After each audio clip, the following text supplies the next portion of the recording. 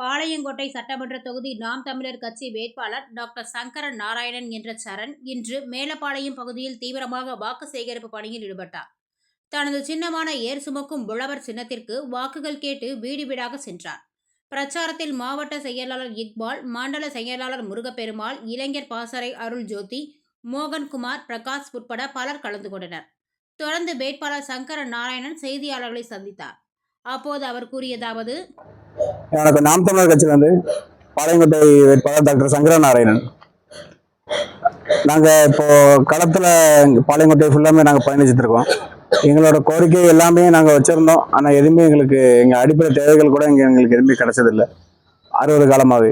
அதனால இங்கே நாங்களே களத்துக்கு வந்து எங்களுக்கு தேவையானதை, மக்களுக்கு தேவையானதை நாங்களே சேவை செஞ்சிடலான்னு களத்துக்கு வந்திருக்கோம். இப்போ எங்களோட பயணத்தில் எல்லா இடத்துலையுமே எங்களுக்கு நல்ல ஒரு வரவேற்பு இருக்குது. எங்கள் பயணத்துக்கு கண்டிப்பாக வெற்றி உண்டு, வெற்றி நிச்சயம். நீங்க மக்களுக்கு என்ன திட்டம் வச்சிருக்கீங்க?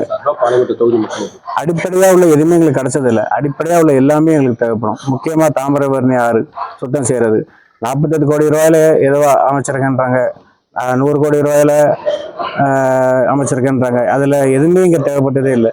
அதனால அழிவு தான் மீண்டும் மீண்டும் கூடியிருக்க தவிர அதில் ஒரு நல்லது எதுவும் அடைஞ்சது கிடையாது.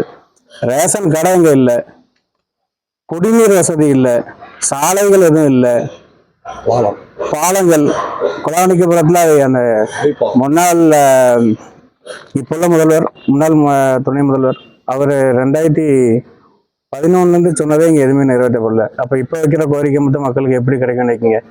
வாய்ப்பில்லை. அதான் நாங்களே சேவை செய்து களத்துக்கு வந்துட்டோம். எங்களுக்கு நல்லா வரவேற்பு இருக்குது, எங்களுக்கு நம்பிக்கை இருக்குது, எங்களுக்கு கண்டிப்பாக வெற்றி உண்டு.